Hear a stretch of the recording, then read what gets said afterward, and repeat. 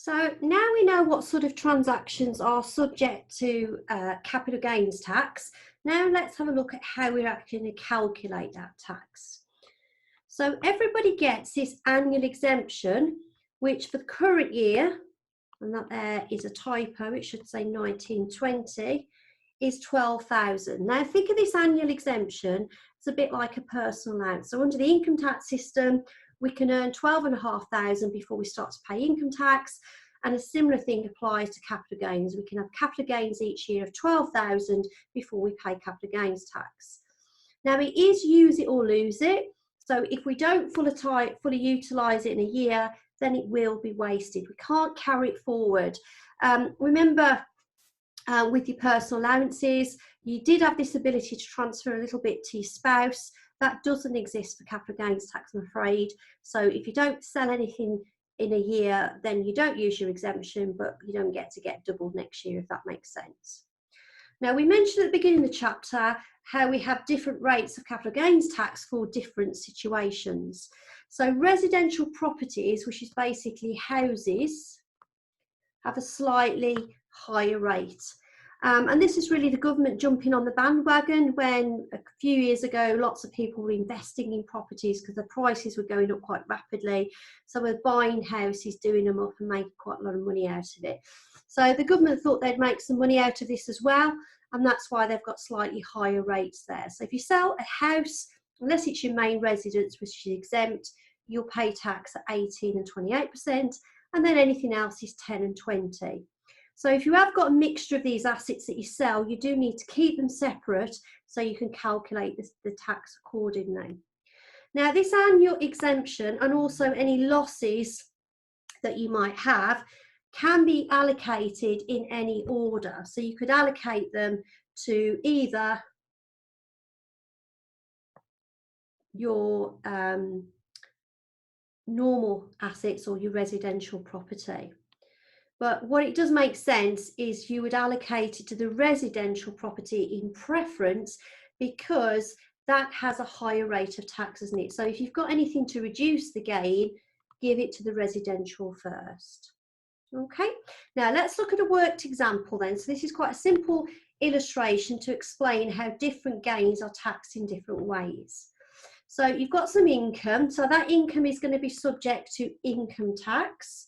So it could be any sort of income, it could be employment or profits or interest, and you're going to reduce that income by your personal allowances. Why? Because it just says total income, all right? It doesn't say taxable income. Taxable income is after personal allowances. So that would reduce by your personal allowances, which means you would be paying income tax on 22,500. Now, they've worked the gains out for you. You've got two lots of gains. You've got your residential and your other gains. They've grouped them all together, and you're asked to work out this person's capital gains tax liability. So if we've got any annual exemptions or losses that we've got brought forward, remember we want to give it to the residential property first, followed by the other gains if we can't utilise it. And we can actually see that in the solution over the page here. So the residential gains were 15,000. We can see that it's being reduced in priority to the other gains by that annual exemption. All right, we haven't got any losses in this question. Now, what we need to do then is we now need to work out the capital gains tax for those. So let's go back to looking at this income here. So this person had got taxable income in the income tax system of 22,500. Now, when we work out our income tax, what we do is we look at that basic rate band.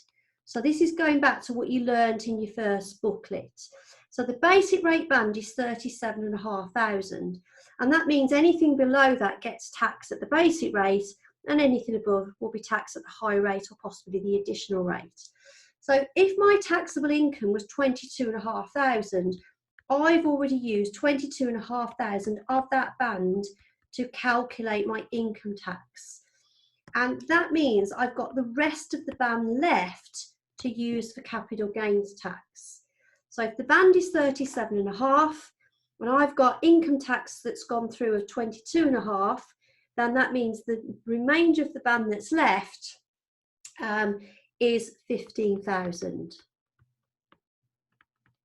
And that's what you're going to use for your capital gains tax, remembering that you always give it to your residential gains in priority to your other gains. All right, remember the reason for that?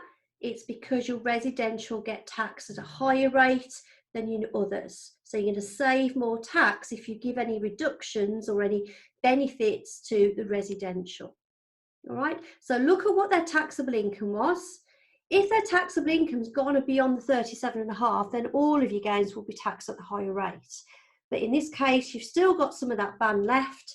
You're not paying income tax on these gains. Remember, it is a separate tax, but it does use what's left of that band, giving it to the residential in priority.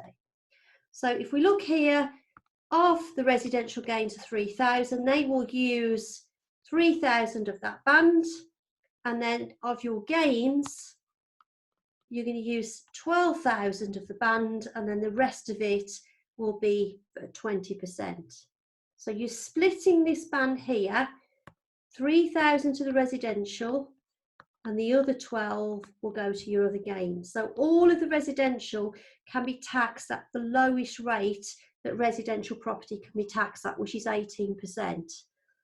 Whereas your other gains, the lowest rate for them is 10%, and the excess is going to be at 20%.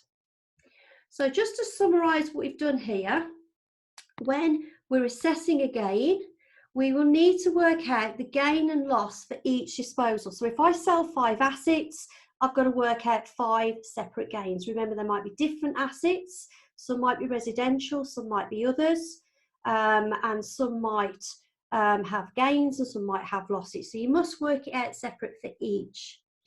You will then net them off, and if the gains exceed the losses, you've got a net gain, and if it's the other way around, you've got a net loss.